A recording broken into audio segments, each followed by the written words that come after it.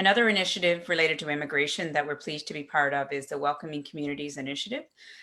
This is the overarching goal of this program is to foster more welcoming and inclusive communities in Cape Breton.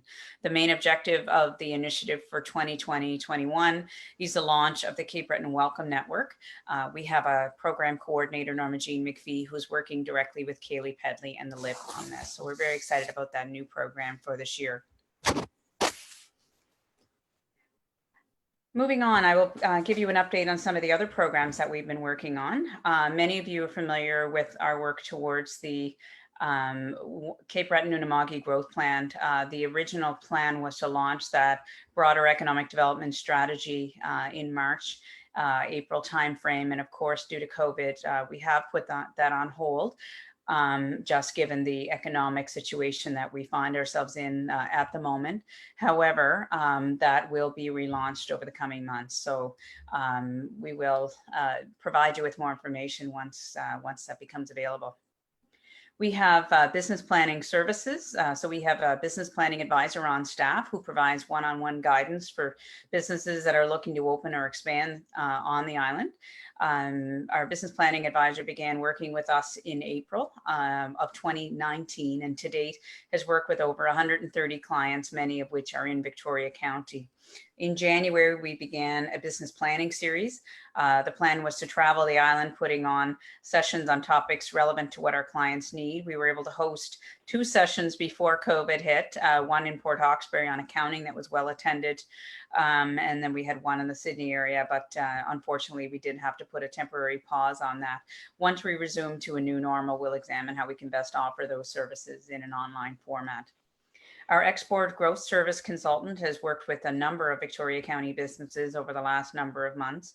And that's basically connecting business owners with the consultant and a team of experts from some of our provincial and federal partners who provide expert advice and guidance on export. Another piece that I wanted to remind everyone of was our welcome to capebreton.ca website. So until that was launched last year, there was no general site that welcomed people to the island.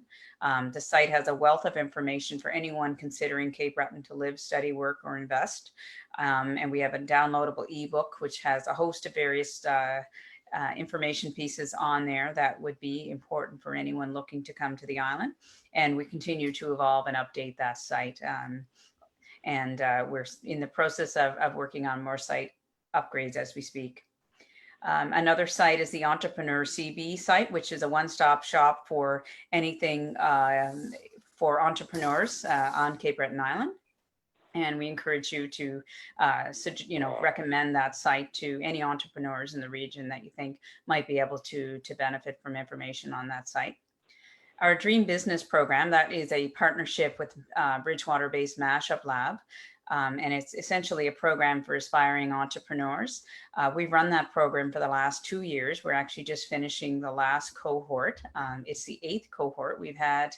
It started, the 8th cohort started on the 21st of May. So even since COVID, we had 130 plus applications that were received from 72 different communities in every region of Cape Breton Island over the course of this 2 years. So lots of interesting entrepreneurs and businesses that are being able to benefit from that free program.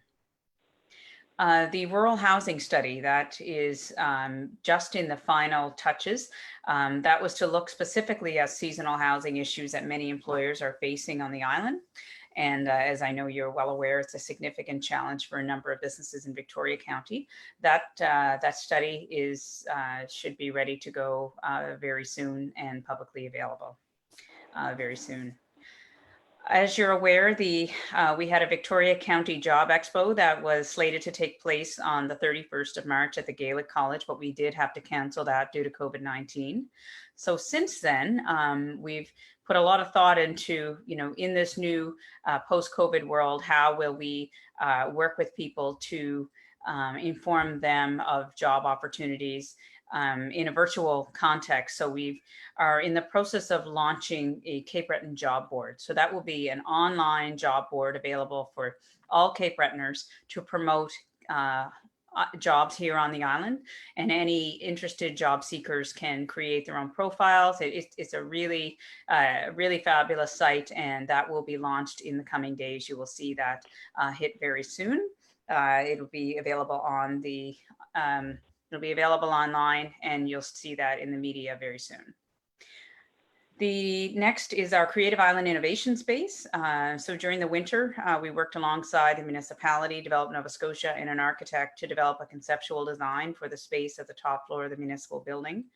On Friday, March 6th, a public engagement, we're looking to, since March, I guess we've been really looking to figure out how do we move this project over the finish line. So we're very proud to have the Bedeck space as part of a series of other locations on Cape Breton Island, where we'll be able to have some co-working and training opportunities for local Cape Bretoners.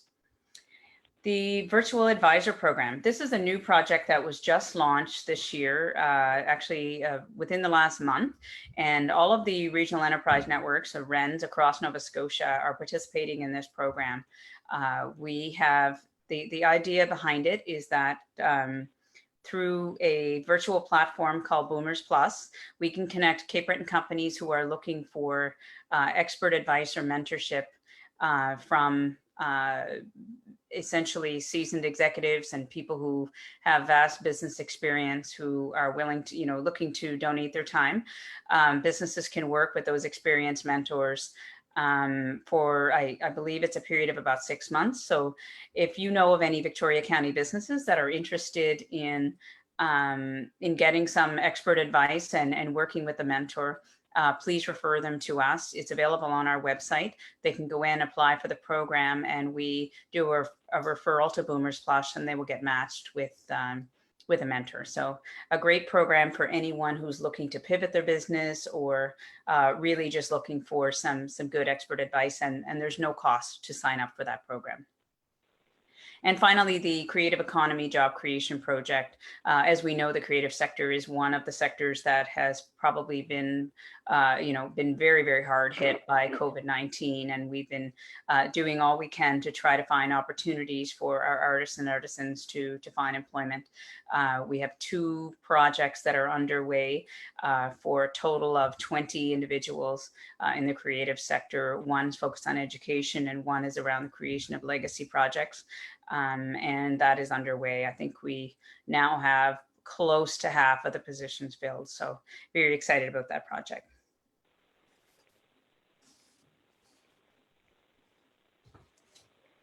Okay.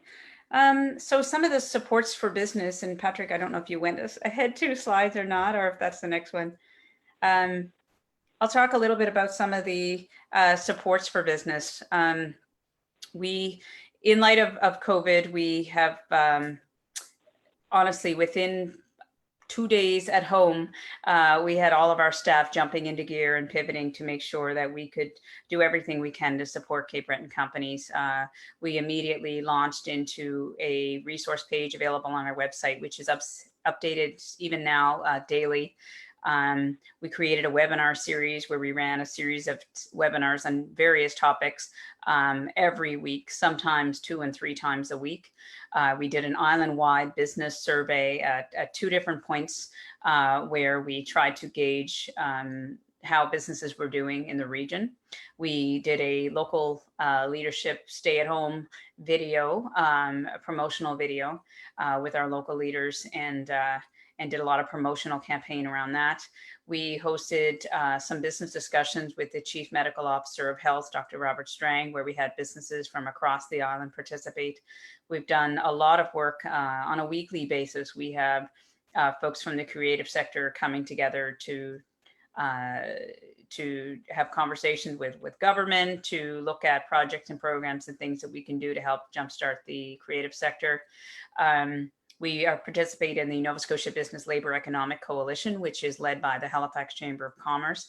That during COVID was 3 phone calls, 3 meetings a week. They're now down to once a week, but continuing to have that provincial dialogue and making sure that Cape Breton business concerns are at the forefront at a provincial level. We created an Opening the Cape Breton Economy Toolkit for local businesses.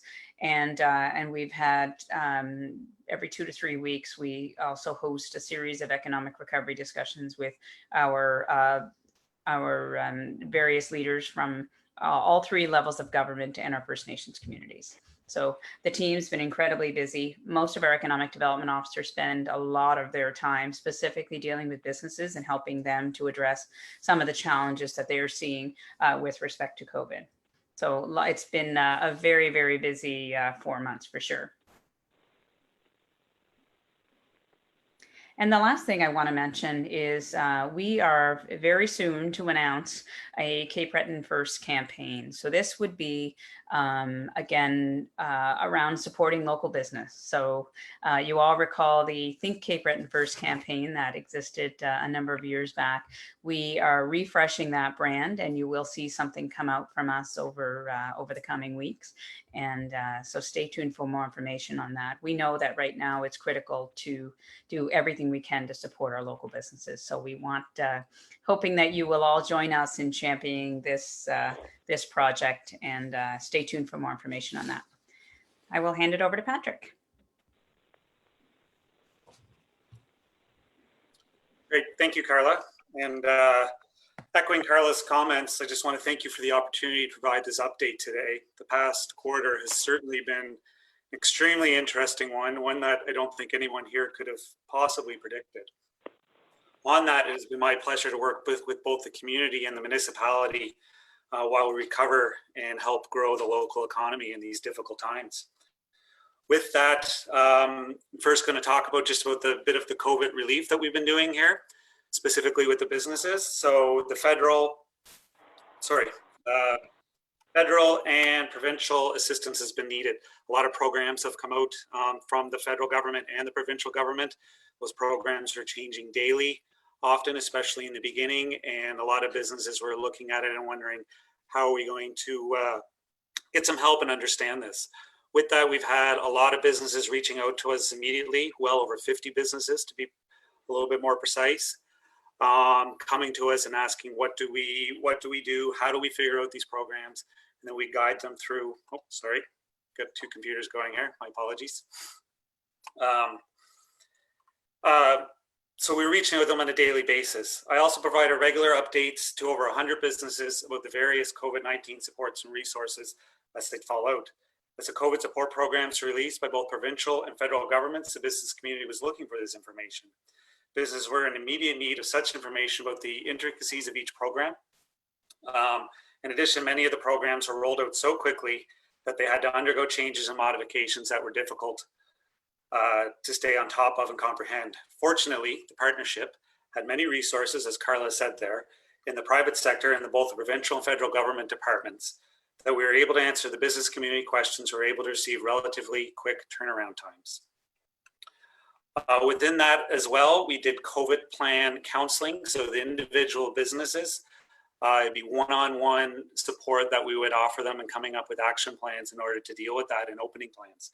So before the economy reopened, we're working directly with the businesses to look at the sector plans as they came out. So as you know, sector plans were coming due to Dr. Strang's recommendations that were there. They were making those recommendations directly to the businesses. They came out with it.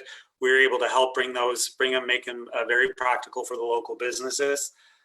This helped over 25 businesses across the county. Within that, I'm also doing bi-weekly check-ins and addressing new concerns with over 30 businesses. So trip right around throughout the whole county to make sure I hit as many businesses as possible, check in to see what sort of numbers they're reporting, see how the business climate's doing, and see how we're able to help them in new concerns as they're addressed. That has been very well received, and a lot of the results that you see are definitely surprising as they move along. I even had one business came out where they're initially down 90% and they ended up celebrating because it started to rise and only down 75%, which unfortunately that's a lot to be down. Other businesses are doing better, but they were seeing that growth, and thanks to the programs that were out there, they were able to weather that change, or are able to weather that change.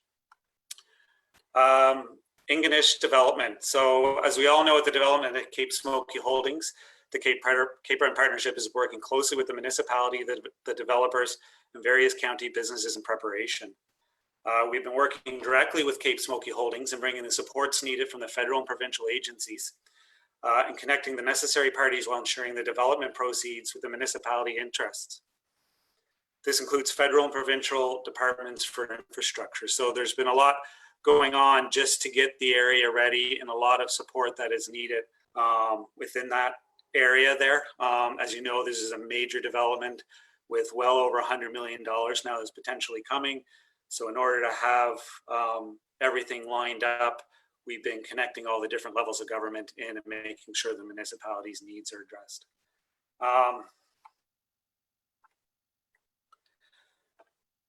Also with our business advisory services. So since I last reported, one-on-one support, we have 30 ongoing. That is separate from the COVID support that we've been doing.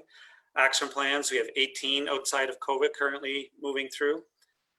New businesses, there's actually 22 different files we've worked with since we've last reported.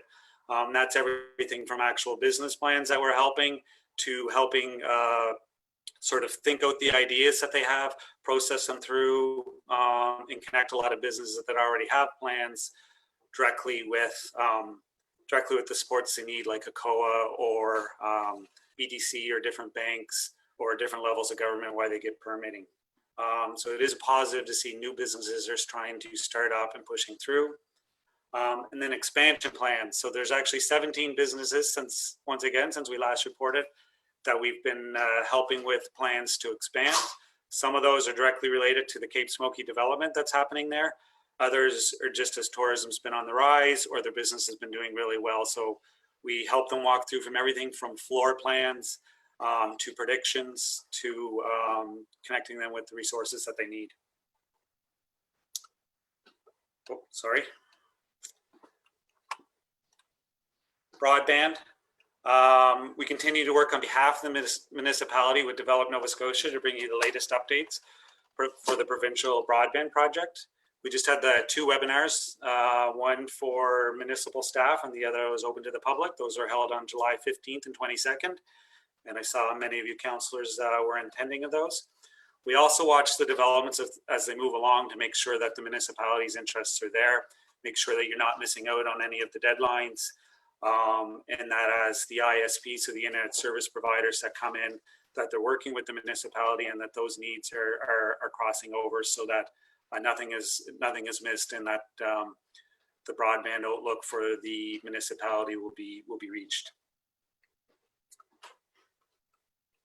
Mountain bike strategy. So I've spoke with most of the councils here for the area as mountain bike strategy has been moving along. Mountain biking itself is an extremely family-friendly, accessible, and sustainable. The activity is providing to be a powerful economic and tourism driver around the world. With world-class sites, destinations, and experiences already in our backyard, we are bringing all this together. The Cape Breton Partnership, Destination Cape Breton, Shoreline Consulting, and the Victoria County itself are building an action plan which will outline strategies, tactics, and steps for kickstarting a powerful, sustainable economic driver. This action plan will capitalize on the already existing assets, identify new opportunities, and create economic and employment avenues. This mountain bike tourism action plan will help extend the tourism seasons, connect the communities, and open the door for the creation of many new businesses. We have already been in contact with many of you, as I said, on this initiative. And just to kind of put it in perspective, a stat I like to show is we all know Whistler as probably Canada's or North America's most famous ski resort. There they sell 600,000 lift tickets a year for skiing. They also sell 900,000 lift tickets a year for mountain biking. So being able to bring an industry like this to Cape Breton is going to be a wonderful undertaking that'll have really great economic benefits that are going to go. And a big part of it, I said, there is the season extension because it can go right through winter, although it slows down a bit in winter when skiing's going. But to extend that past Celtic colors and before the long weekend in May is definitely something that will happen with this. So there'll be more on that to come. It's well underway. It's looking great. And It'll also tie into the adventure tourism strategy that was completed through Destination Cape Breton by Ross Cloutier. It'll be in addition to that, but just showcase, but more across the entire municipality. Of course, municipal relations. So our unique position enables us to hear many of the concerns of business owners and bring those to municipal staff and directly to the councillors. So you're all well aware of that, but that's just where we get calls. We hear different concerns from businesses, and we're able to bring them to you to help keep them addressed. And finally, the tourism seasonality project. So we're also happy to report that the Cape Breton Partnership will once again be coordinating the delivery of the tourism labor and seasonality program on the island. So this was held last year with great success. The program in its second year connects tourism-based businesses and training opportunities, human resources tools, and wage subsidies provided by a tie-in, so the Tourism Industry Association of Nova Scotia, and the Nova Scotia Tourism Human Resource Council. This program will be more important than ever to the operations this year due to the COVID pandemic that we've been going through. So we're excited that we've been able to pick this up again, and we'll be able to deliver that. And it's already ongoing, so we've been in contact with many businesses out there now. We'll have more updates on that as the season progresses through. So I want to thank you for your time today. Carla and I would be happy to answer any questions that you might have. Thank you both very much. We will open it for questions and or comments, and since I can't see everybody, what we have been doing for both Patrick and Carla will know is that we'll just go from district to district, and if you have any questions or comments, please offer them up. If you don't, just pass and we'll move to the next. So we'll start with district number 1, Councillor McNeil. Thank you, Warden, and thank you, Carla and Patrick, for the presentation tonight. Great job with the programs. No real questions, but comments. I want to personally thank you, Carla and Patrick, for their help with initiatives through District 1, especially on broadband and with Central Cape Breton Community Ventures. And also thank Shannon McNeil for all his help with the business plan that he gave to Central Cape Breton Community Ventures. So great job and keep up. It's great to have an organization like this to help out businesses in Cape Breton. Thank you. Thank you, Councillor. We will move to district number 2. Please. Yeah, I don't have any questions. So I mean, just thank you. The same. The broadband webinar was excellent. I received so many calls. Glad to have that update and see. No, we are not the only ones. We have these problems and keep going. It's to see all these programs you have. So yeah, thank you. Thank you, Councillor McLeod. We go to district number 4, Councillor McGinnis. Any questions or comments to see?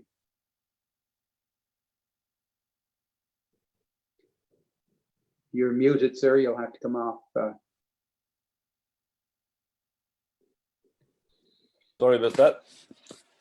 Yeah, just wanted to thank you, Carla and Patrick.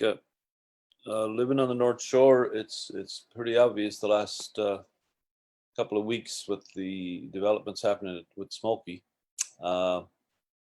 Truckload after truckload of cement was going down, like gigantic tractor trailers, loads of cement going. And of course they're getting the work done on Red Cove or at the Smoky Mountain too. So it's all looking up. So hopefully things will continue, and looking forward to for you guys to keep up the good work. Thank you. Thank you, Councillor. District number 5, Councillor Patterson, please. Thank you, Warden. Again, just to echo other comments, Carla and Patrick, thank you for all your work. I was interested in a couple of things you said, Carla, that within 2 days you had your staff mostly working or all working from home.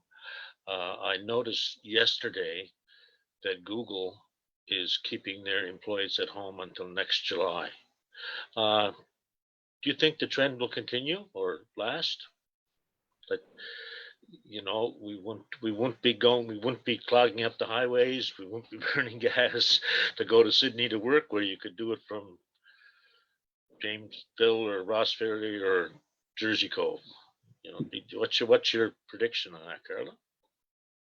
Well, I mean, I don't know that I'm certainly in any position to make that, but I mean, the general sense, I can tell you, I can speak to what our organization is doing, and that is in mid-June, we did transition back to the office on a rotating basis. So in order to adhere to the protocols outlined by Dr. Strang, we do have the staff in on a rotating basis, which means that there's still that flexibility there. The biggest challenge, I think, for many is that at the present time, the childcare options are a challenge.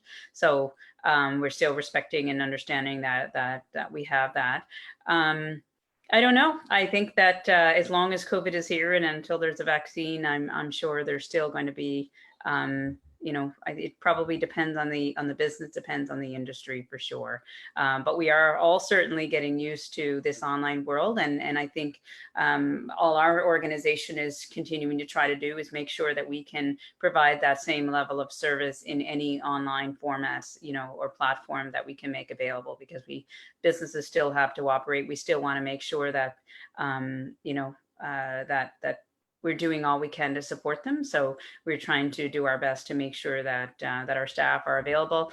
It doesn't really matter what office we're in, we're available to support Victoria County businesses anytime. So we're just a phone call away, and we can certainly meet up with businesses at their location if that's something that that's required. Patrick, Just one other comment too, which one of the trend is going on, I think. I heard last week, I don't know the figures exactly, but retail sales have dropped across North America probably, but online sales have gone through the roof. You know, again, that's just sit home, order whatever you want, you know, and that seems to be a trend that's happening, and I'm sure you're aware of it. And I guess the thing is, businesses are going to have to adapt to that reality. Yeah, and we do have some programs that, you know, the virtual advisor program that I mentioned. We have spots for 14 businesses in the Cape Breton Wren region. So we have openings for 14 companies to participate in that program. If they're looking for support, whether it's to look at online options, whatever it would be, you know, to try to navigate some of the unknowns with COVID. And we're going to continue to try to provide more opportunities. I think, you know, there's no question we all miss the in-person interaction, and we need to do what we can with respect to PPE and get people out and moving. I think we're all excited to see that. It is, we were in Bedeque, I guess, a week or so ago, and well, certainly, you know, it's a beautiful sunny day. I think we were all thrilled just to be out and seeing each other and seeing some people starting to move about in the village. So, thank you, Carla and Patrick. Keep up the good work. Thank you, Councillor Patterson. Going to move up to district number 6 with the deputy warden, please. Thanks very much, Warden. Yes, Patrick and Carla, thank you very much for all your hard work. It's you've been a real asset, especially to answer questions so quickly to a lot of the businesses here in my area. One comment, one question, I guess. First comment on broadband. The webinar was very useful, and very anxious to hear the results of the last phase, and hope those announcements will be coming in the next week or two on broadband for many areas in Victoria County.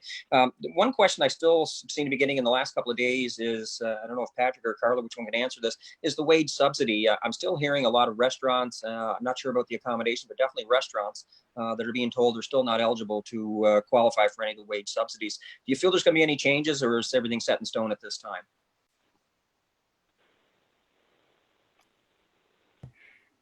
So I would say they are evolving programs all the time, so I would never say never. But certainly if there are individual businesses, if you want to refer them to us directly, and we can do what we can to coordinate the questions to get their particular situation looked at. Because I think it does vary based on individual businesses. We know that overall the program's been extended till, I believe it is December.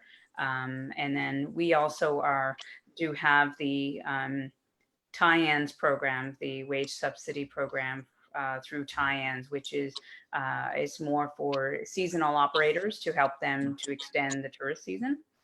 to, if they were going to, if they had originally planned to close on a certain date, if they're looking to extend it a few weeks beyond that, that subsidy can be made available as well.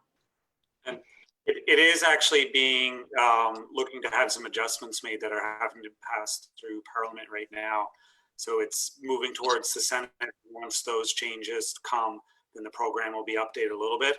I think a lot of the businesses are having issues in Victoria County because none of the guidelines have let it start if you're starting in June.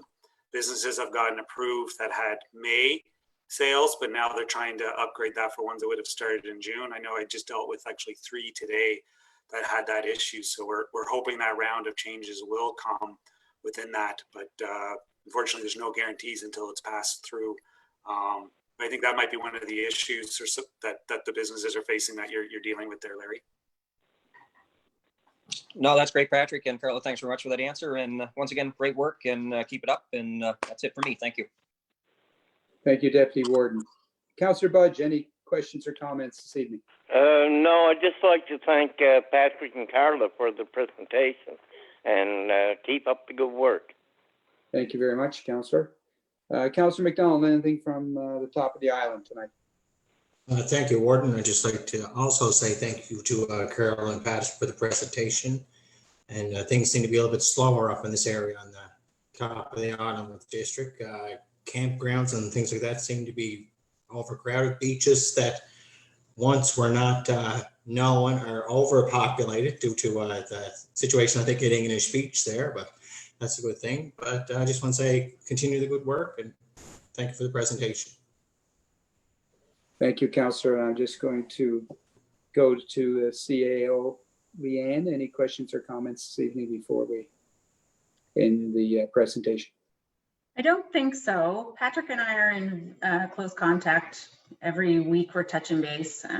Everything that he's spoken about is not something new to me. So it's great to have, we're building a really good team. So Patrick is a big part of it. So just wanted to pass that on. Great. Thanks. Good to hear. And just to wrap up, I just want to certainly let Patrick and Carla know we do appreciate the work that you guys are doing in Victoria County. And I can tell you, since our association with the Cape Breton Partnership and kind of giving them the lead with economic development, we're certainly seeing results that we haven't had before.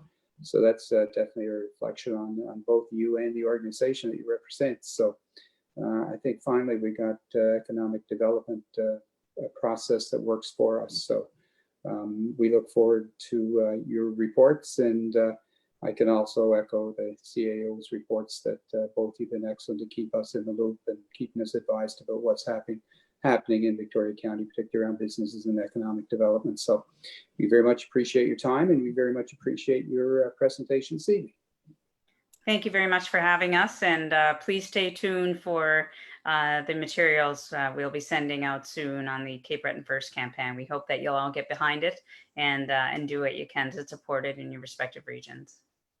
We look forward to receiving it, and trust us, we will do our best to help you promote that. We will be behind it 110%. So thank you very much again for your presentation. Thank you. All right, we're going to move on to the next item on the agenda is the minutes from council meeting on July 6th, 2020.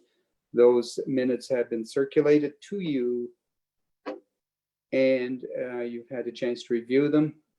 Are there any errors or omissions in those minutes of July 6th?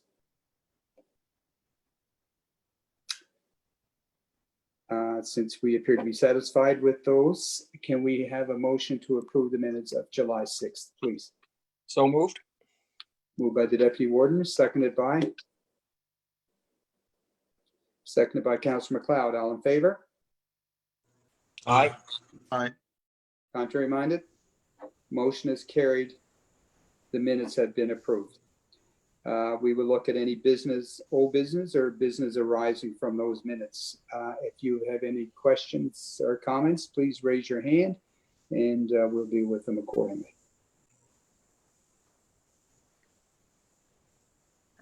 So I just have some answers to old business or action items from old business. As usual, all letters are done and sent out. just letting everyone know, we have a meeting with Lloyd Hines, July 29th at 1 p.m. Received a note back from his administrative assistant that he's only giving us an hour, and we have a really long list. So we might want to look at paring it back. She can connect us with some of the local representatives outside of Steve. So the list that we have prepared, maybe if you can send your responses to Heather, some of the things that they're not as pressing to deal with the minister with, because we're only getting an hour. So just if we could do that. Letting you know our temporary borrowing resolution has been approved. So the next step is to deal with FCM to receive our money that we are borrowing to go towards COVID-related issues or loss of cash flow.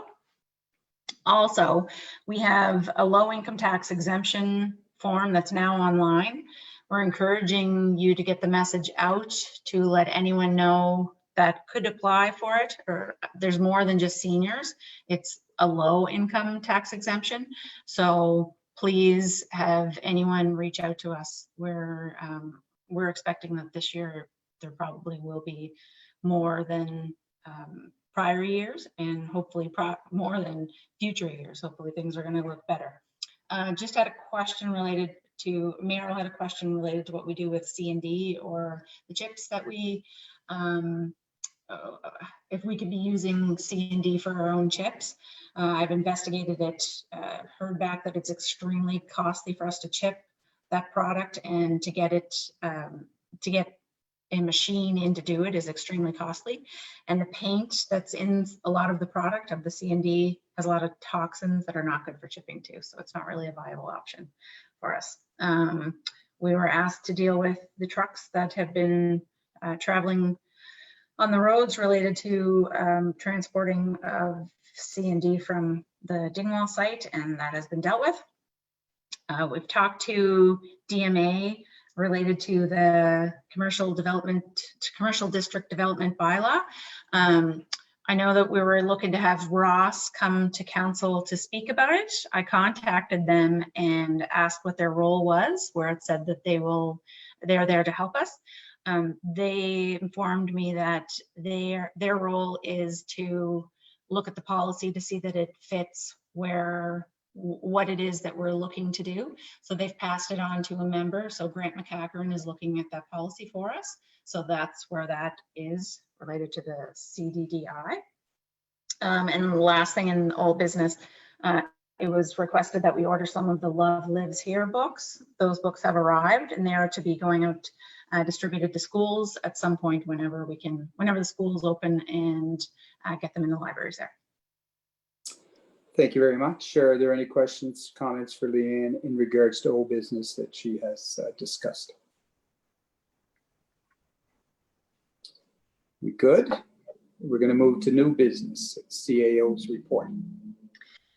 Yeah, so sent out my report to everyone. Just want to note in there, we've been tracking the rejection numbers for collection bags and garbage bags, and just want to note the increase that seems to happen in June or when tourist season opens.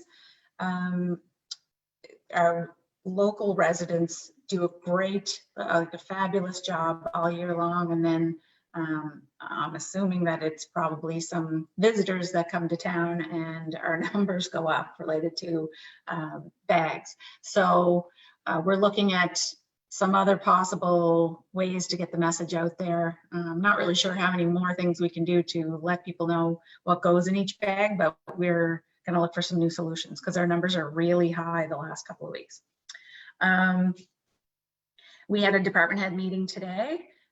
Patrick was there related, and he gave us an update, but you've all just heard about Patrick's update, so I'll just talk about some of the other ones.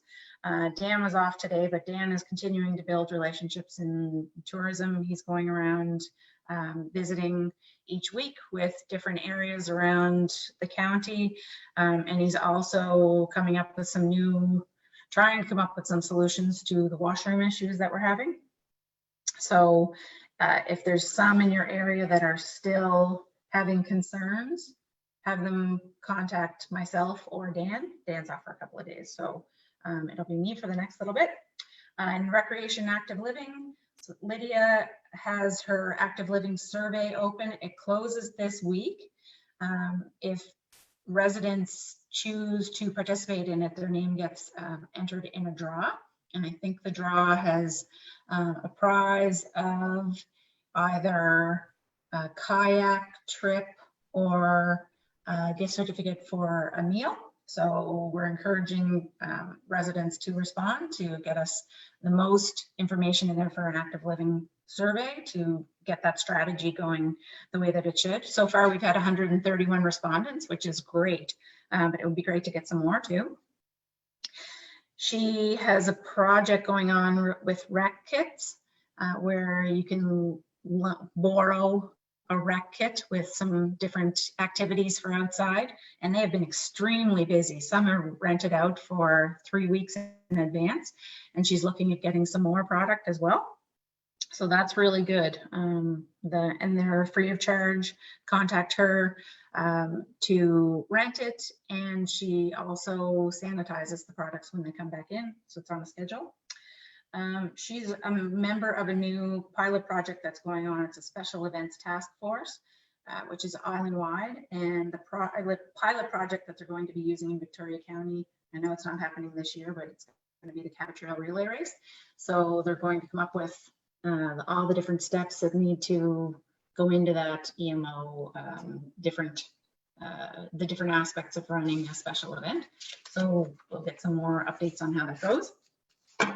Her reopening assistance grant closed today. She's had several applicants. She's had more applicants than the money is available there. So she's trying to come up with a way to get everyone something. So if there's some organizations in your area that didn't receive anything yet, they may not get exactly what they were looking for, but we're going to try and help out as many as we can. And she's also working on a hiking etiquette poster. She said there's not really one place to look at to find out COVID-related hiking issues and then just general hiking issues. So she's working on that. In our finance department, we've only had 5 applications so far for the property tax financing program. So you might want to, if there's residents or commercial businesses in your area that are feeling the crunch this year, urge them to apply. They have until the end of July to do it. And so we're getting close, but we are willing to help them out there to refinance. So tell them to get their applications in. We're also working on a way to get pre-approved payment plans in. We're pushing it on water and tax payments. So residents who would like to have more of a monthly plan that we can help them out with, we're urging them to contact us. There's also a prize for anyone that signs up for that as well. We're making some changes in the tax department to make things more efficient down there. We'll announce those changes as they get put into place. We also have changed over to RBC. We've ordered a few more credit cards so that there's not just one credit card available for the county, and we have several internal controls in place related to that. So Alex and I are working on that. In Public Works, there's 2 requests for proposals going out today, one on the Neils Harbor water treatment plant, the treatment technology related to that. And then there's another one related to metals and try and get rid of the metals that we have at our facility right now. We're also having several wastewater project meetings related to the project that Patrick was talking about down in Cape Smoky and Ingonish area. And we are looking at water line extension and wastewater facility that we're hoping we've started discussions with the park also, because I think that it could fill a need that they have in the park area as well. Water arrears is starting to become a problem. So we're going to be sending out some water letters in the next little bit. Friendly reminder to get your payments made. Couple of other things that we've had going on over the last 3 weeks. We've sold off some surplus equipment that we had. There was some things sitting out in Public Works that were excess inventory. I know that it was brought up in the past about a generator that we had, and if we weren't using it, possibly somebody else could. We sold off our surplus equipment and we took in about $52,000 on those sales. So that was pretty good. We are working with Parks right now. We're trying to get our water agreement signed and discussions on wastewater as well. So we are in the process of dealing with that. I met with Blair Gallup, who is our returning officer. Actually, Heather and I met with Blair last week. I'm sure you all know nominations will be open until September 8th. September 8th, 2020. Blair will be in the building that week, and he will be taking your information, taking whoever is running information related to running in the next municipal council. And he seems to be doing quite well in getting his list ready and having things in place for the election. This election is going to look different this year. It's all electronic, but we are hopefully up to the challenge of October 17th related to the alternative voting for election. Just to let you know, this is really good news. We have received some Moby mats and some Moby chairs, which will make 1 to 2 of our beach facilities accessible within the county. It's really exciting. Lydia is working with Parks related to this, and Parks have said that they are willing to store it and look after the equipment. So we're now just looking for the locations that these are going to be set up at. So the Moby mat makes the beach accessible down to the water, so it's accessible for walkers and strollers and anyone with mobility issues. And then there's a chair also that people that may not have gotten out in the water in the last few years for whatever reason, accessibility issues, this is going to make it available for them. So we're really excited about this. We now have another washroom that is open. So the washroom at the Gaelic College is now open. I had the pleasure of going there today, and I can't believe I'm saying that about bathrooms, but had the pleasure of going there, and it is really nice and it's accessible. And the Gaelic College said they are more than pleased with the partnership that we have related to this. So it's really good.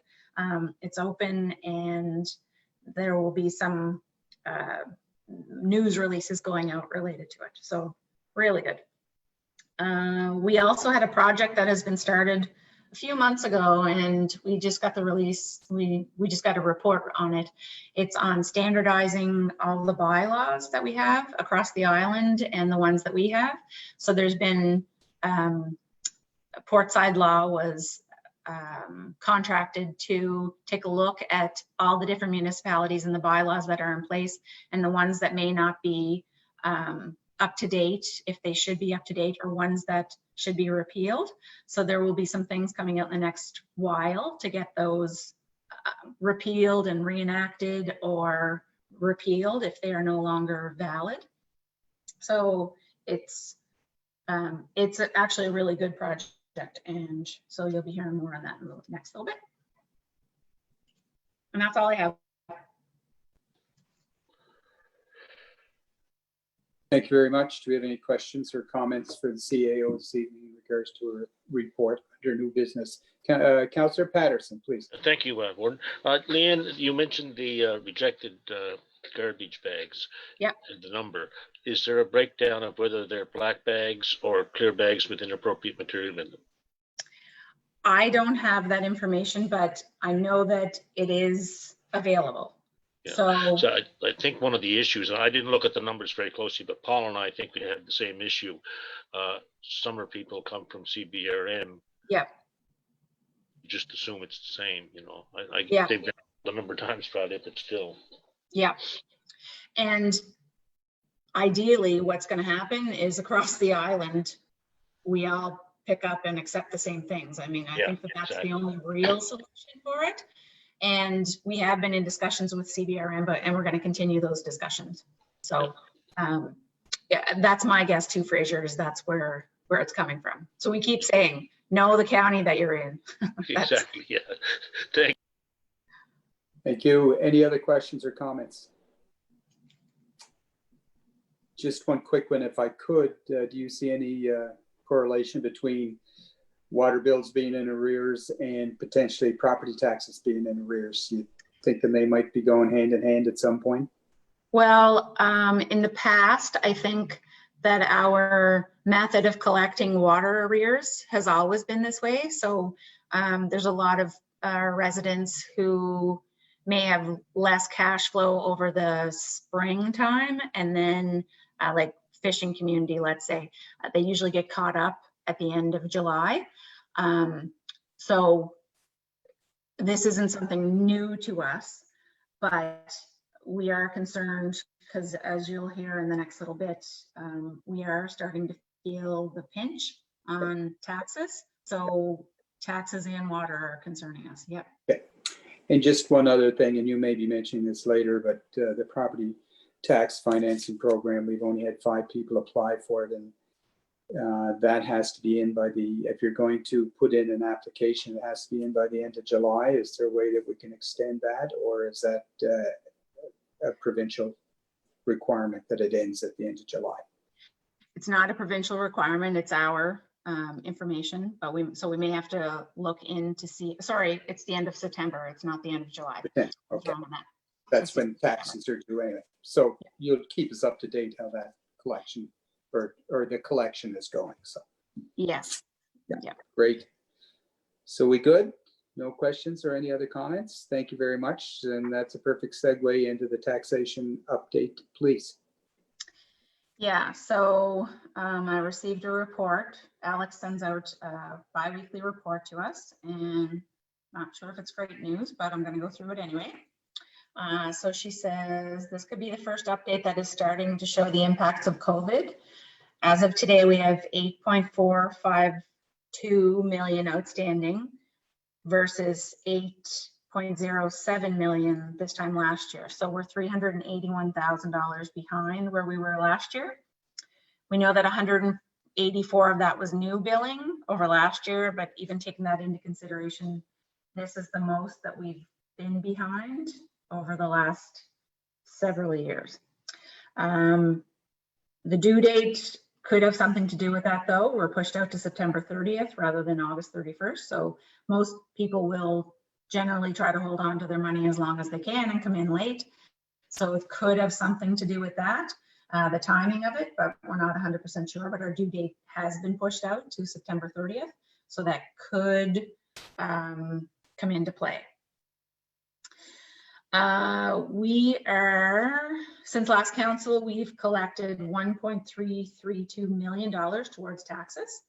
And so, yeah, I feel like we're starting to feel the effects this early on of COVID.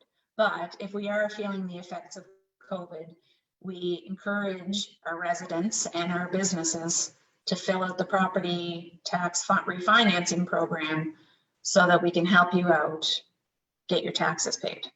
So it's not great news right now related to it. Thank you. Any questions in regards to the taxation report? Can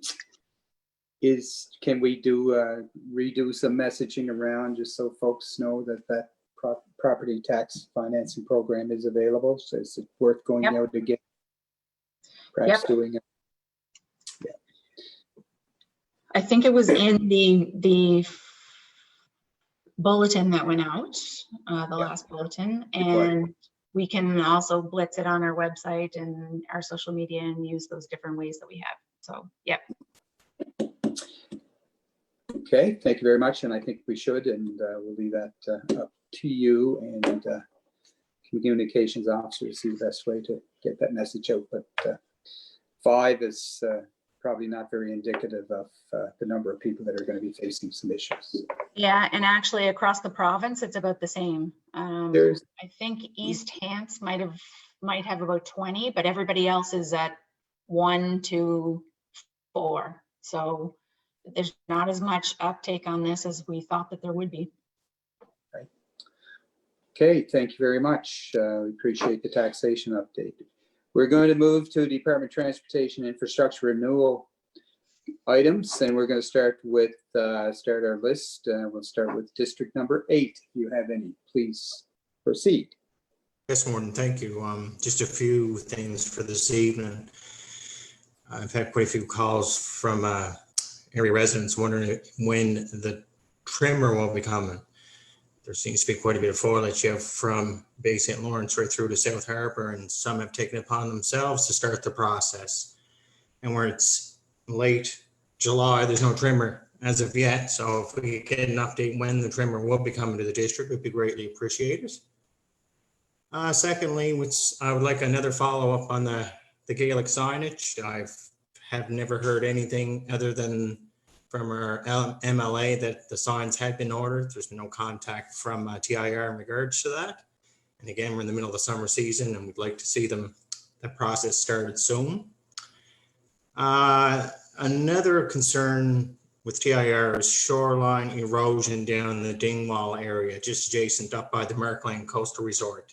I was down the other evening and it's quite, they had dumped some, I'm not sure, they had dumped quite a bit of rock there last year, but just up from that, it's washed right into the guardrail and it's undermined in that area. And it's quite alarming to see it. And I think there has to be some appropriate signage put out and immediate attention given to that sooner than later, because there's a turning spot there that people do tend to turn into, look out over the coast and the water there. So if we could have them look at that soon, it would be good. Also, Fraser Road, we had discussed that at past councils. I'm looking at an update from TIR when the rim work is beginning to start. And most times it starts around early July, but like I said, we're at the end of July and there's been nothing started in District 8 anyway. So if we could get an update on that, it would be appreciated.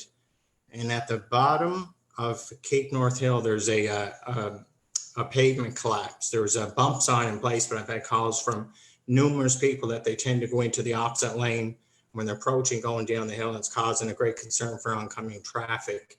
And I would hate to see an accident happen there. So I don't know if that's part of the RIM project, if they're going to fix that, but it's a concern that has to be looked at as soon as possible. And I think I'll save some stuff for the other districts. So that's it for tonight for 8. Thank you.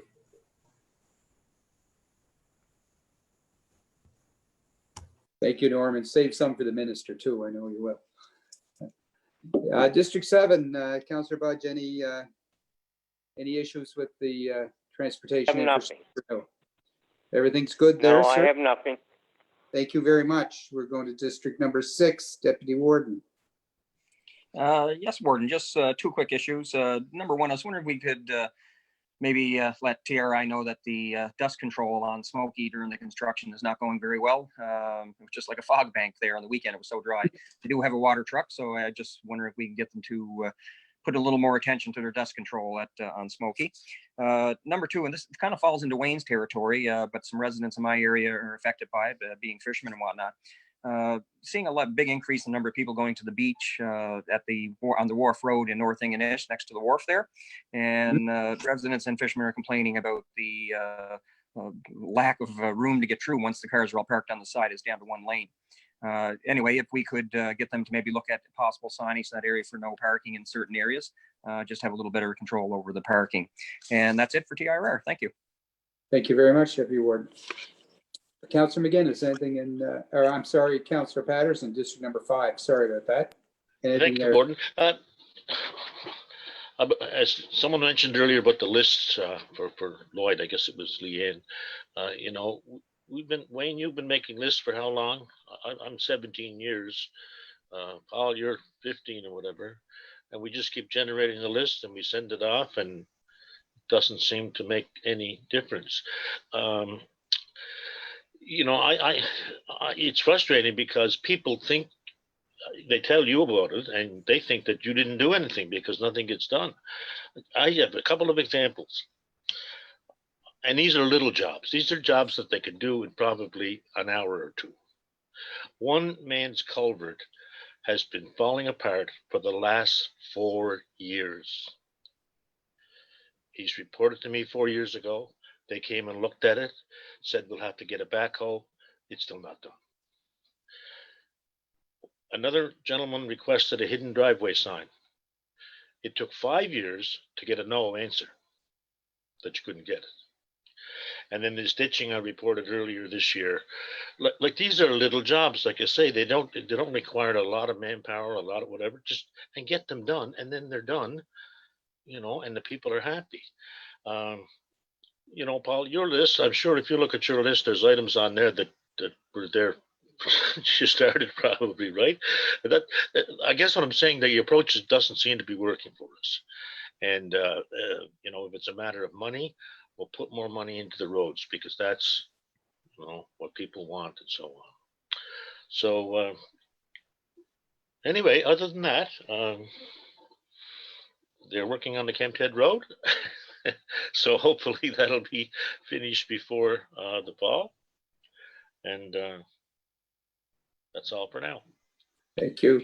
Thank you, Councillor Patterson. Your point's well taken. It's a slow process, and that's why we have it as a separate issue on our agenda every month. Is because we are inundated by transportation concerns from all districts in the municipality, for sure.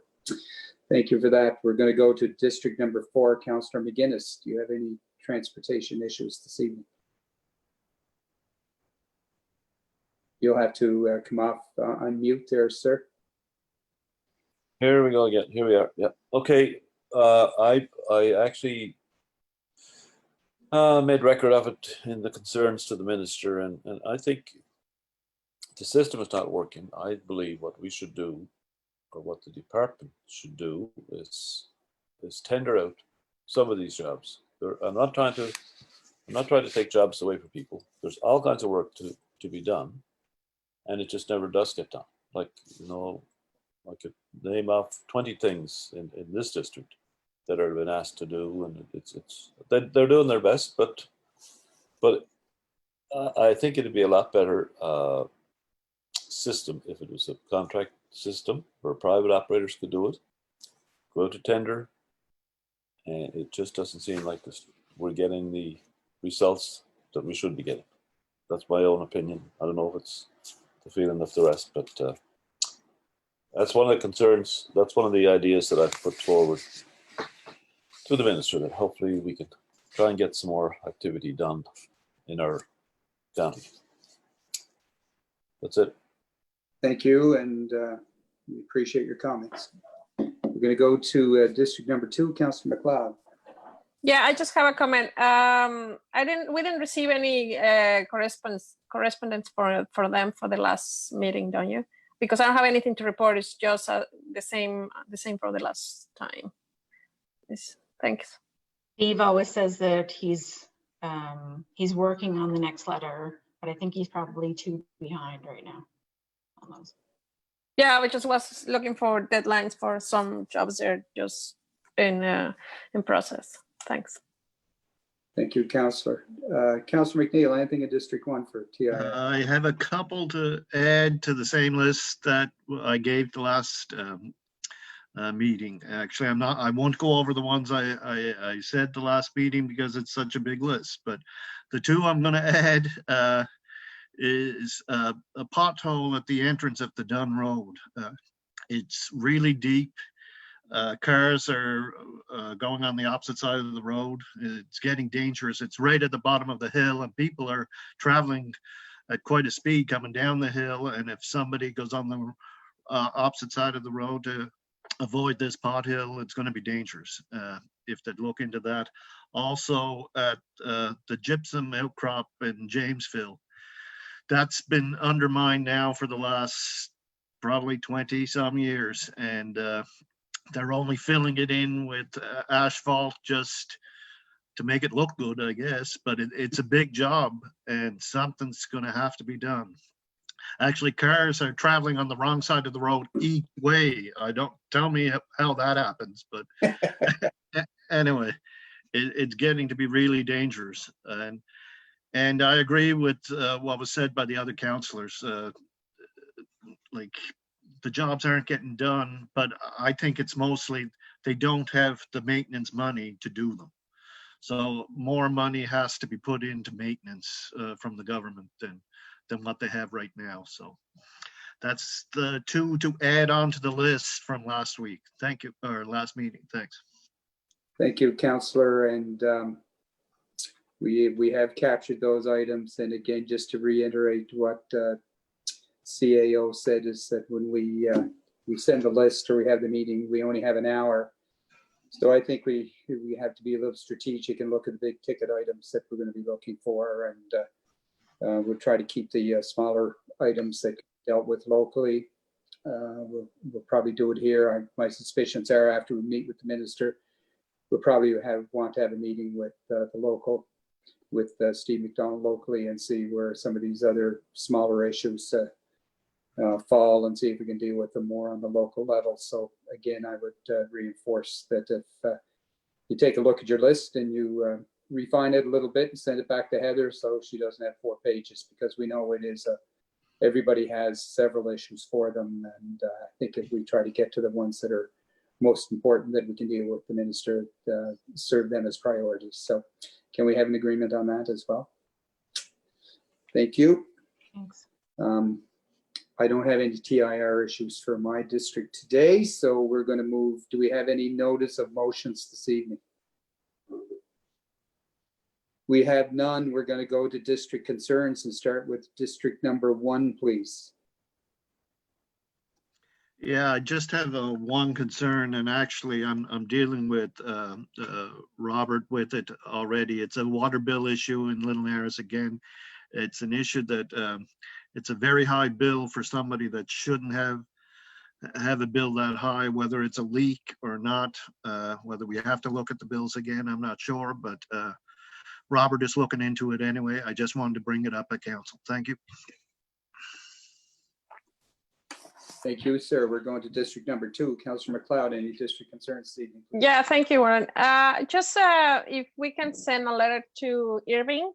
The parking lot where they need attention, the parking lot where the trucks are and going to the drive-through is a 2 or 3 holes very deep in there. Suppose they put it in orange, and I was thinking maybe they want to do it some job, but it's gone again. So we need, if they can go and check it out, the parking lot, they need some fix there.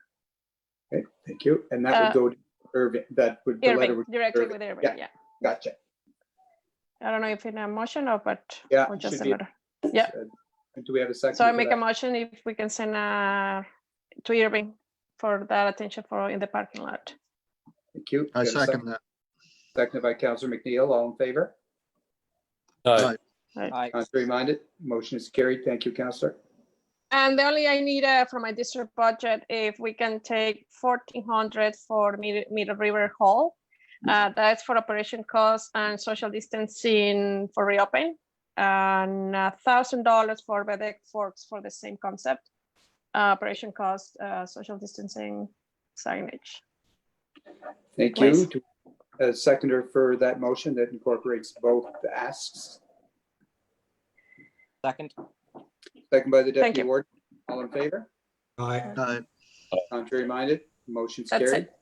Thank you. Thank you. Councillor McGinnis, district number 4. Oh, I think everything is sticky to boo here today. Everything's good. No concerns. Thank you. Doing a good job, sir. Thank you for that. We're going to district number 5, Councillor Patterson. Anything there, please? Thank you. I had some people express concern about the outage of 911 last week. Norman, do you know how long it was? I don't know many of the details for it, but it was province-wide, I believe, and it was the whole system was down. I don't know how long You weren't No, I ready think to it get was there. maybe 5, 7 minutes, but I'm not sure on that. Oh, it wasn't a very extended time, but it still doesn't matter if it's 5 minutes and something's happening. I'm just wondering if we could ask Lyle Donovan to look into it, like, whether there's a backup system or should be a backup system or use something. I thought first of all of using maybe Amber Alert, but I looked into that, and that's only for child abduction cases that are reported by the police. Now, maybe you want to broaden the scope of that too, because everybody gets that on their TV and cell phones. So maybe if you could just explore some ways. So Yeah, go ahead, Leanne. can I just comment on that? So we're in the process of looking at alerting system called Voyant. We are just taking some trial Victoria County residents. So this would be one way that we would be able to get the message out, but we're just not there yet. But what we will need is for us to get the message out, because there was a comment in the past that some didn't have internet or they didn't have cell phones, or there was several different ways. So this system will send you an email or send you a text to your phone, but we need to have that information. We need to have the emails and we need to have the cell phone numbers of the residents. So this is going to be rolling out in the very near future, but we're going to have to get the contact information for people to get the messages also. So this would have been a great way for us to get the message out. Lyle was on it. Lyle had contacted us, and we had messages that were available because we had people at the office that were going to be manning the phone to give the phone numbers out if anything, if any calls had come in. Lyle was also manning the phones.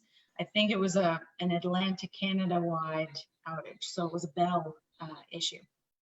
So there is no one solution to it at this point, except not having 911 go down. So Lyle is on it. But. And I'd like to thank Jocelyn for sending out that email with emergency numbers on it too. That would have helped some people anyway. So thank you. Yep. Good. Thank you, Councillor. Deputy Warden, District number 6. Yes, Warden, thank you. Only one thing tonight. I just wondered if I could have $1,000 from my district budget go to the Ingonish Baseball Association in care of Adam Sams. And that's a motion. We'd like to have a seconder for that, please. Second. Second. Sorry, Councillor Budge was first on that one. All in favor? Aye. Aye. Did you To say remind it- Adam? Sorry, Sorry, keep going. did you have a question? Sorry. No, is it Adam Sands? It would be Sams, S-A-M-S, Adam Sams, but it should be in the file from last year. Okay. Okay, and that's it. Thank you very much. Thank you, Deputy Warden. We're all in favor. The motion is passed.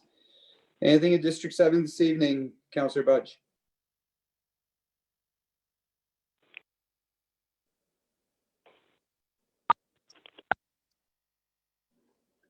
Not sure, we may have lost Councillor Budge. We'll move up to District number 8. We'll come back to Councillor Budge if he is reconnected. Councillor McDonald, anything in District 8? Yes, Warden, just CAO had mentioned earlier about the alert system. I had some calls from residents. Saturday, there was a water repair that had to take place in the district, and some hadn't received notification or had been notified, and they just were inquiring as to what is the process of being notified, if it's put out via social media or in post office or what have you. And I explained that we are looking at the text alert system, and we'll be compiling that information soon, and hopefully, if it's feasible, we'll get that out to all residents of Victoria County. And your area, I think, is the reason why we're even looking into the system to begin with, but it's going to be good for the whole county. But we put the message out as quickly as we could. We only knew about the issue was Saturday morning at about 10:30. And I think the shutdown was maybe 11. And we got the message out on all our outlets as fast as we could. But we are looking at this Voyant system. But again, we're only going to be able to get the information out if we have the information to to send the information out. All That's right. it. Yeah. Thank you. I'd like to take $2,000 from my District 8 budget. Since everybody else is spending money, I should probably put some in as well. $1,000 to the Cape North Masonic Hall in aid of their new well that they had just placed a couple of weeks back there. And that's Masonic Hall in Cape North. That's a local hall. And I'd also like to take $1,000 from my District 8 budget for the Bay St. Lawrence Women's Fishnet Society, which is to help improve green space for community and youth. They're doing a great job over there, and I'd like to make a motion to have those two amounts taken from my District 8 budget, please. Thank you very much, Councillor. We have heard the motion that $2,000 from Councillor McDonald's budget for two different items, $1,000 each. Do we have a seconder for that, please? Second. Sorry, I'm not sure who I heard. Do we have a seconder again? Second. Second by Councillor Budge. Thank you, Councillor Budge. All in favor? Aye. Motion is carried. The money is spent. Anything Good. else? Thank you, Warden. No, I just want to have a mention of a new business that's opened up in the district. It's called Maple Ridge Cabins, which is just up towards the big Interville area. I have cottages that have opened. Been hearing great reviews on them from people and tourists alike. I'd just like to welcome them and hope things continue well for them. That's Maple Ridge Cabins. Maple Ridge. Well, thank you very much, and certainly pass along our condolences as well as for new business in the county. Yeah.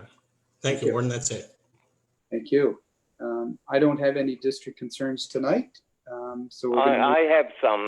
oh, sorry. Yeah, I missed you. You were sorry about Yeah, I that. was muted. Sorry. You're on the air now, sir. Okay, I'd like to take $1,000 from my district budget for the Neil Sabre New Haven Development Association.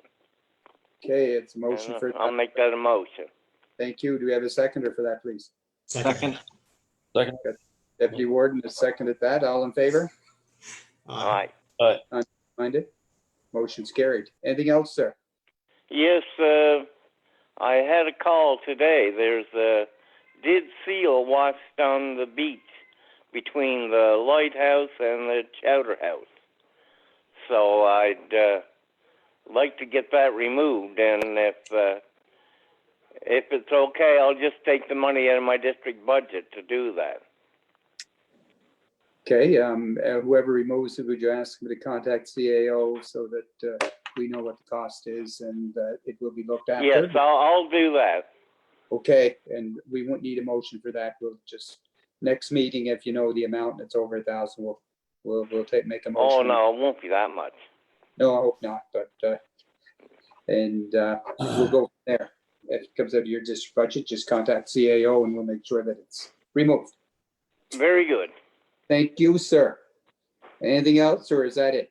No, that's it. Thank you, Councillor Budge. I don't have any tonight. Do we have any bylaws tonight? No bylaws at this time, no. But I just Any- mentioned that we are in the middle of this bylaw standardization project, so there will Yeah. be some. Okay. Any policies for review tonight? None currently, no. None currently? Okay. Any correspondence this evening? Yeah, I have a couple. Now, there is a comment on Facebook. Just wanted to let you know that Brian Daphne is watching from Annapolis County, and he says my brother looks good with that English background. Wanted to let you know that. I have a couple of letters. I received one back from Municipal Affairs and Housing, letting us know that Norman Matheson will, they've accepted our recommendation to have Norman continue serving on the board of Cape Breton Island Housing Authority. So we thank Norman for his contribution to that. So just to let you all know. Also, I received a letter from Minister Hines today.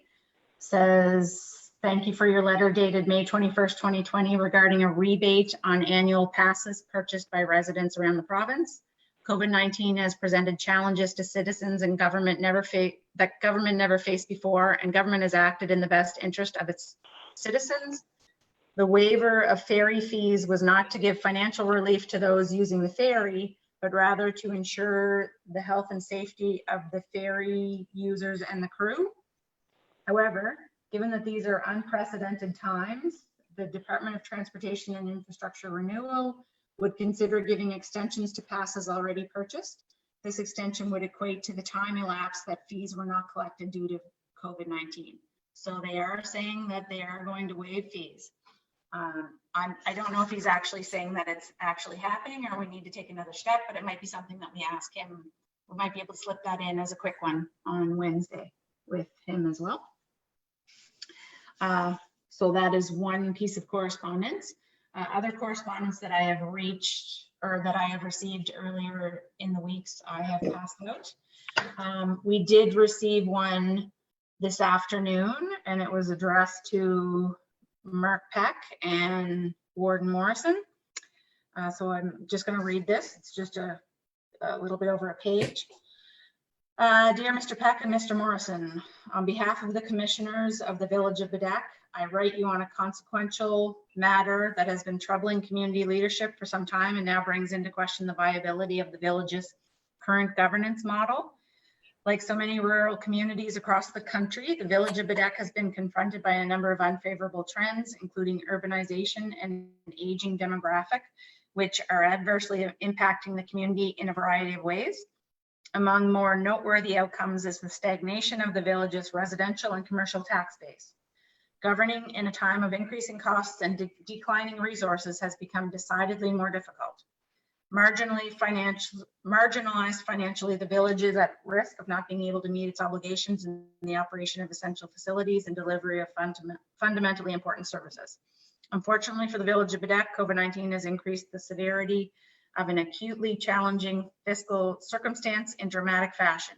In fact, so much that the village's overall financial liquidity is now in question. Against this backdrop, the Village Commission has, by unanimous resolution, directed that the Province of Nova Scotia, Department of Municipal Affairs and Housing, and the Municipality of the County of Victoria be petitioned to immediately join with the village in undertaking a review of the current governance model. By a letter dated July 23rd, 2020, residents of Bedeque have been apprised of this action.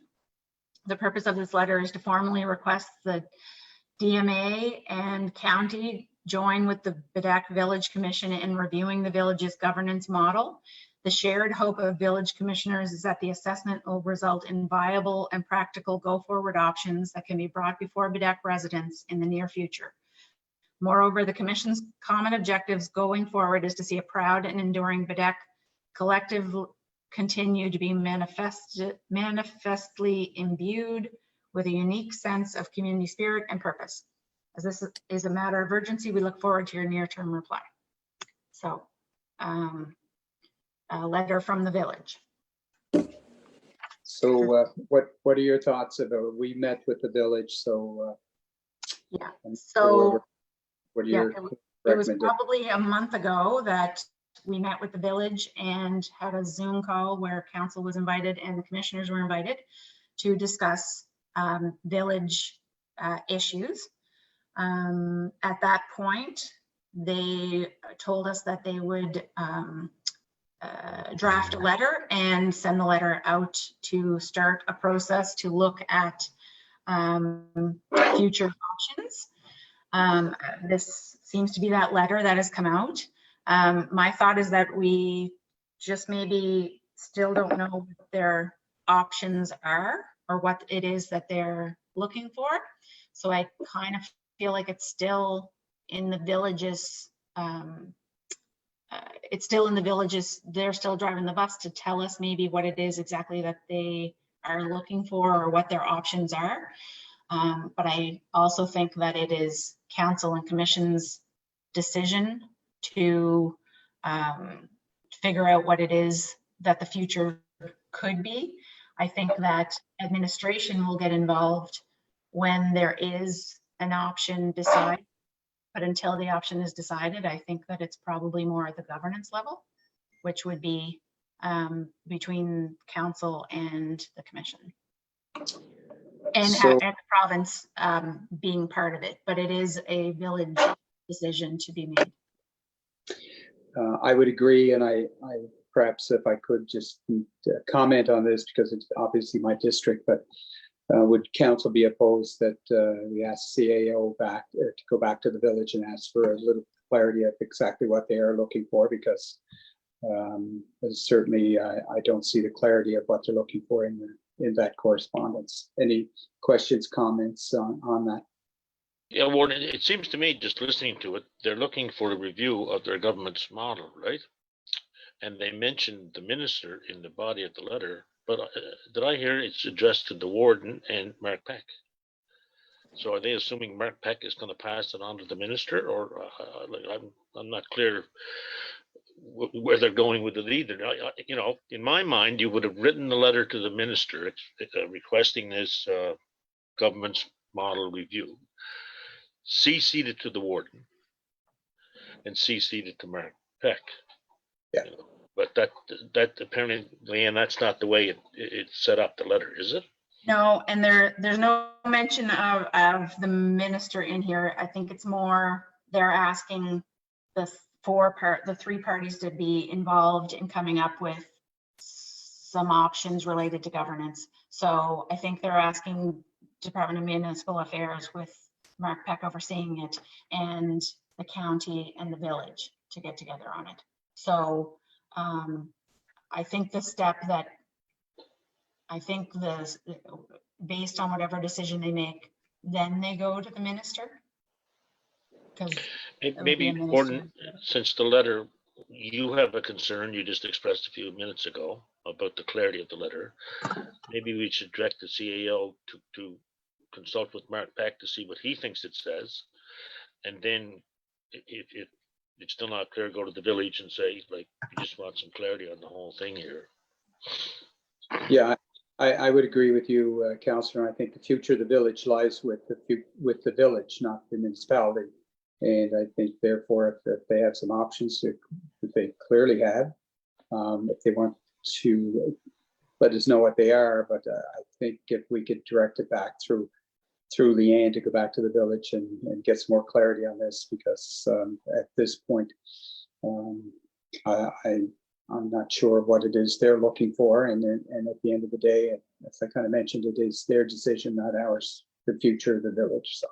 And I believe Mark Peck with DNA is also saying the same thing. I think he's saying that it's the village's decision to make. Yeah, and But I'm not speaking for him. No, and I would agree with your comment, Leanne. I think the other issue at the end of the day is, will it have an impact on the municipality? It probably will, but until we know what their decision is, then we'll deal with the impact when we find out what it is, I guess, in essence. So I think, are we okay with referring it back to CAO to go back to the village and get a more clear definition of what it is that they're looking for? Yeah, definitely. Good. So Yeah. I don't think we need a motion for that unless you feel that you need a motion to move forward on that. And it's more direction from council than. Yeah, I think that what I'd like to do is send them a letter, and we're definitely open to meeting with them. I just think that we need to know what their options actually are, and they give us an agenda with what their options are that we can discuss. And I think if, just given, I know they're under siege. They said at the last meeting that COVID has driven a lot of this just from a financial perspective. So I think, would you guys be okay if they need to meet with us, or if they see a sense of urgency here, either the province or the village, would we be open to have a special meeting of council with them if they request it? Okay. Yeah, so we wouldn't necessarily wait till the end of August.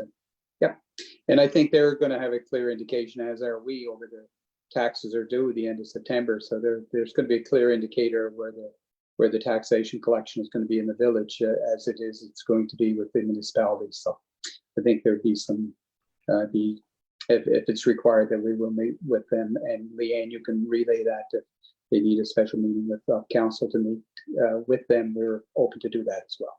Yep, will do. Okay. Any other correspondence? That's all. Is there anything else come to council tonight?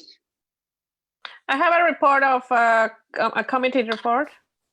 Yes, please. Sorry. Sorry. didn't- Yeah, we meet I today didn't with Victoria County with the chair, Joan Townley, with the chair from CAT. We are opening in August 4th for transit. So I asked if maybe Jocelyn can, Amber is the new manager, Amber Carrigan. So we have a new manager. They can contact each other for the requirements, what you need to do when you get in the transit. Like it's going to be a mask, a mandatory mask, 2 people for ride, and or like a no mask, no ride. And so if she can contact her, and maybe we can send some information to the residents about what to expect for the new rides. And they talking about it's only going to be right now for medical appointments. So, but yeah, so we, if you can give that directions to Jocelyn. Will do. Yeah. Please. Thank you. But yeah. Sorry, just before you leave that, and it's a good point. There was a good meeting this morning. And transit is starting up again, and correct me if I'm wrong, Councilor McLeod's August 4th that the service is available. Yeah. So, thank you. Good report. My apologies, I skipped over committee reports. Are there any other committee reports to report tonight? We good? Yeah. Are there any other issues to come to council this evening? Warden, just letting you know that CBC has 1 question. So when Yep. we get to that point, just letting you know. Okay, thank you. Appreciate that. We good? Our next meeting is August 10th, and we will hold for that question from CBC in a moment. I just want to thank Jocelyn for being our switcher tonight. The first time she did it, it's a great job, and we want to thank Heather for taking minutes tonight as well. So CBC has a question. Can you come on and perhaps let me know who you wish to direct your question to, please? Yes. I believe Adam McNamara. Adam. Thank you, Warden Morrison. It's Adam McNamara at CBC. Yes, go ahead. I was curious about the TIR and the, I guess, how it's taking so long to approve what you guys call these little jobs. I was wondering if, since you are a bigger county, do you guys, like a bigger county geographically speaking, do you guys get more money for infrastructure renewal as opposed to other counties? Chief, that's a good question. I guess my short answer would be it doesn't appear that we do. Just with the list that every council meeting, the list gets longer and longer. We've had some success dealing with them locally with some projects, but there are certainly a majority others that continue to fall through the cracks and don't get done. But certainly for a lot of the districts, it is an ongoing challenge to try to get even some of these very small projects done. So I can't answer that question, but my impressions would be that we're very, very underfunded with for any kind of projects that are being described as we go through every council meeting. Thank you. And just as a follow-up, is there any district in particular that's worse off than others? Would you guys say, Warden Morrison? Well, that's a good question. I think all districts are. We certainly hear District 1. No, I disagree, Warden. I think District 1 is a basket case, according to their councilor anyway.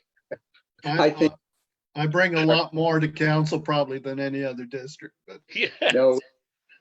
We hear from all, in fairness, Adam, we hear it a lot, particularly District 1 is definitely has had the longest history of repeated requests for a lot of work, that's for sure. But, having said that, it is always a priority, and that's why we make it a separate issue on our council. Because prior to do that, every time we did district concerns, about 70% of them were in and around Department of Transportation Infrastructure renewal. And we appreciate the cooperation we do get. And we also appreciate, as it was said tonight, that there's a massive underfunding for these construction projects that are being done. And we're not talking small items here. We're just talking about regular maintenance. And it continues to be an issue at every council session. So, but I will, if there's one of the councillors that wants to speak to it just very quickly. And my final point would be that just speaks to the frustration that we have to go and ask for a meeting with the ministers specifically to deal with our frustration with some of these projects, some of them very small and some of them are quite significant, whether it's a ferry or a bridge.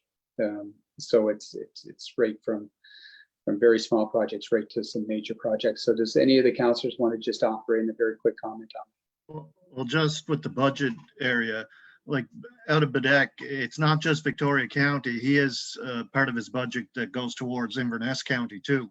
So it's not, the budget doesn't go county by county. It's a kind of a district for them too. So he has to split up the money between the two. And obviously there's not enough maintenance money going into it. Yeah, good point. And that was Councillor McNeil, from District Number 1. Anybody else want to kind of chime in on before we?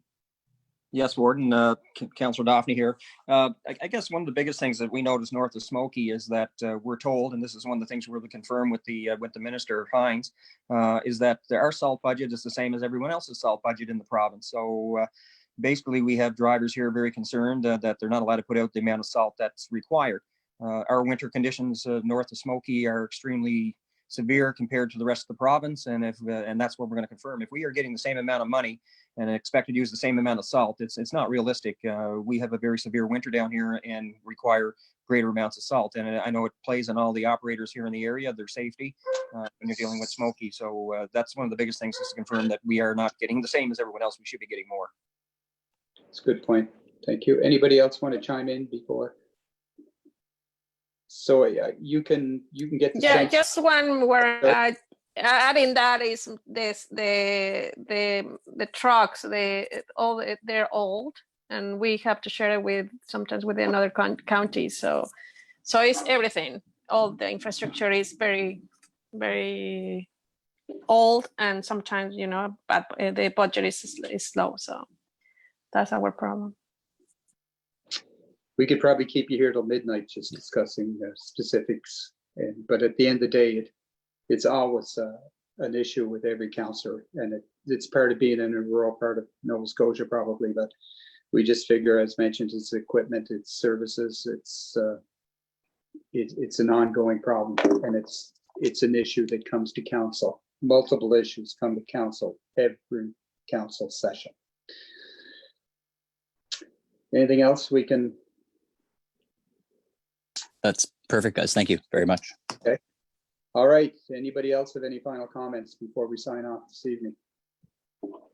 Again, thank you very much for your cooperation as we continue to meet virtually. We have no idea when the state of emergency is going to be removed. So this is going to be the status quo until we're told otherwise. And we'll leave it at that. Just Councillor McNeil, Councillor McDonald, and Councillor Daphne, or Deputy Warden Daphne, and myself will be on the phone, available by phone call after the hockey game tomorrow night. So just and the warden too. I forgot about the warden. Any one of those 4 people you can call at to get some therapy. Confirm their loyalties. All right. Our next meeting is August 10th. Hey folks, good meeting. Goodbye. All right. I move we adjourn. Oh, Thank you, Councilor Hale. Thanks, guys. Have a good evening. Take care, Thanks, guys. everyone. Thank you. Just before you leave, Leanne, Bedeck Waterfront, Adam Langley, Develop Nova Scotia, available for August 10th. For